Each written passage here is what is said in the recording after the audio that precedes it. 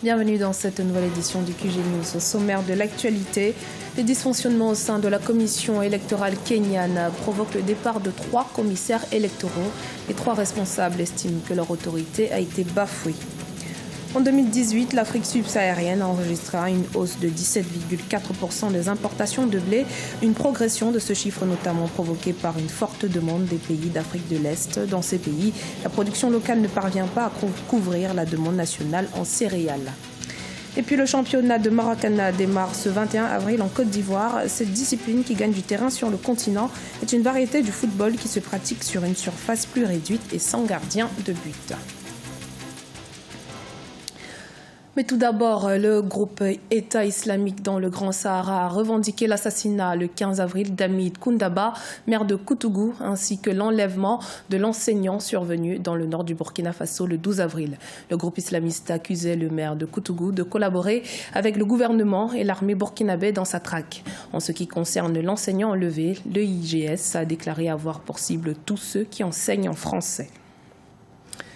Au Kenya, 3 commissaires de la commission électorale indépendante et des délimitations ont présenté leur démission au cours d'une conférence de presse tenue à Nairobi le 16 avril. La raison de leur démission résulterait des dysfonctionnements administratifs de la commission. Les précisions avec Adjidiatou Badawi. Consolata Ngata, Paul Kurgat et Margaret Mwachania, 3 commissaires à la commission électorale indépendante et des délimitations du Kenya, viennent d'annoncer leur démission au cours d'une conférence de presse à Nairobi. Ces 3 responsables estiment que leur autorité est bafouée. Ils ne sauraient exercer librement leurs fonctions dans un tel contexte.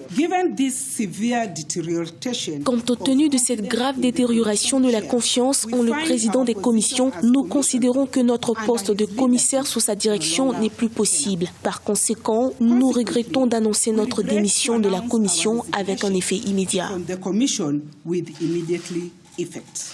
Lors de la présidentielle de 2017, le président de la commission électorale, Wafula Chebukati, avait déclaré qu'il ne pourrait garantir un processus électoral libre et équitable. Les commissaires précisent que la commission électorale kenyane fait l'objet d'une administration peu reluisante caractérisée par des décisions arbitraires et l'usage des documents administratifs à des fins personnelles. Toutefois, l'institution a continué à être dysfonctionnelle avec des prises de décision arbitraires, la fuite des documents internes pour servir des objectifs personnels et pour poursuivre des intérêts personnels qui sont tous contre les dispositions prévues qui régissent la conduite de la direction et du personnel de la commission. Cette course aux fantômes qui n'existe pas doit s'arrêter. L'ingérence des politiciens dans l'administration de la commission électorale et les menaces de violence, voici quelques cas de figure dont sont victimes les membres de la commission électorale. Et cette démission pourrait discréditer de manière considérable la commission électorale kenyane pour la tenue des prochaines échéances électorales nationales. 15 ans après avoir été suspendu du Commonwealth suite au scrutin présidentiel de 2003 marqué par des violences et des accusations de fraude, le Zimbabwe a renoué ses liens avec l'institution anglophone. 5 mois après la chute de l'ancien président Robert Mugabe, le pays participe au sommet des pays anciennement colonisés par la Grande-Bretagne qui a débuté ce mardi 17 avril à Londres. Le Zimbabwe poursuit sa stratégie de réconciliation avec les organisations internationales. L'Afrique subsaharienne sera la zone du monde qui enregistrera la plus forte hausse des importations de blé en 2018. Cette partie du continent devrait voir le volume de ses achats passer de 22,2 millions de tonnes en 2016-2017 à 26 millions de tonnes cette saison, soit une progression d'environ 17,4%. Une progression de ce chiffre notamment portée par l'Éthiopie et le Kenya. Les précisions avec Nathalie Mo. En 2018, les pays de l'Afrique de l'Est verront leurs importations de blé augmenter. Dès ce mois d'avril, selon les observateurs, l'Éthiopie devrait commencer à recevoir 400 000 tonnes de blé en provenance de l'Asie. Dans ce pays, le blé est destiné au programme gouvernemental de subvention du pain. L'Éthiopie, comme d'autres pays de l'Afrique subsaharienne, verront leurs importations de cette céréale grimper de près de 17,4%, soit 26 millions de tonnes de blé. De manière générale, et c'est un constat qui est établi, c'est que les importations de produits de première nécessité constituent en réalité un mal nécessaire pour les économies en transition, dans la mesure où, à court terme, elles permettent de pallier aux insuffisances de la capacité productive de ces États sur le plan alimentaire. Au Kenya, les faibles rendements de la culture de blé sont consécutifs à la forte sécheresse que connaît le pays.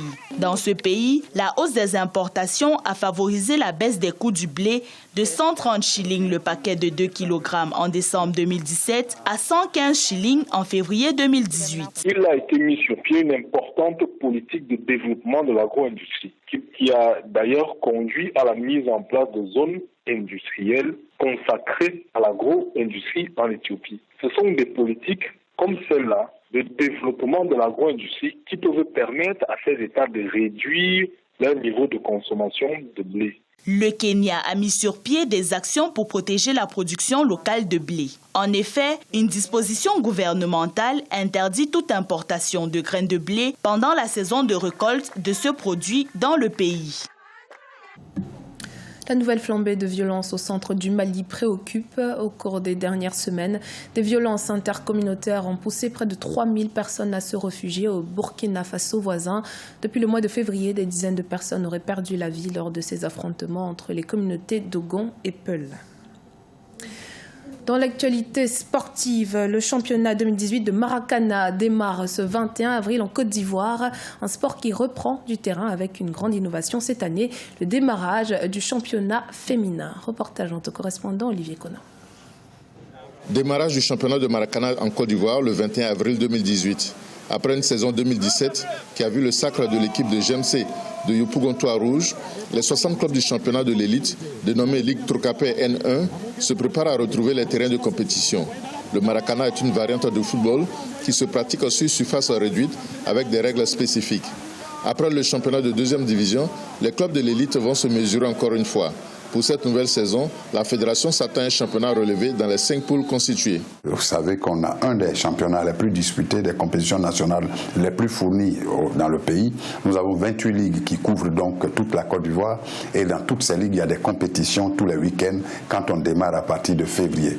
Et vous allez suivre avec nous et vous comprendrez que le Maracana aujourd'hui a pris ses racines en Côte d'Ivoire. Les Ivoiriens aiment leur discipline, ils en ont fait leur propriété et je suis heureux d'en être un serviteur. Une innovation dans le monde du Maracana ivoirien pour 2018, c'est le démarrage du championnat féminin. Une occasion pour la fédération de promouvoir les femmes qui pratiquent le Maracana. Les femmes ont connu le football, donc quand elles étaient jeunes, tendres, et aujourd'hui elles ont pris un peu d'âge, elles ne peuvent plus aller faire le grand espace, donc elles sont en train de plus en plus de se consacrer au Maracana.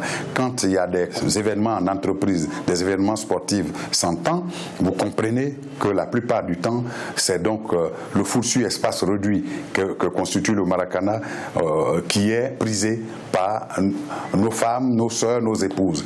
Et donc on ne fait que ramener cela au plan national pour que ce soit mieux encadré.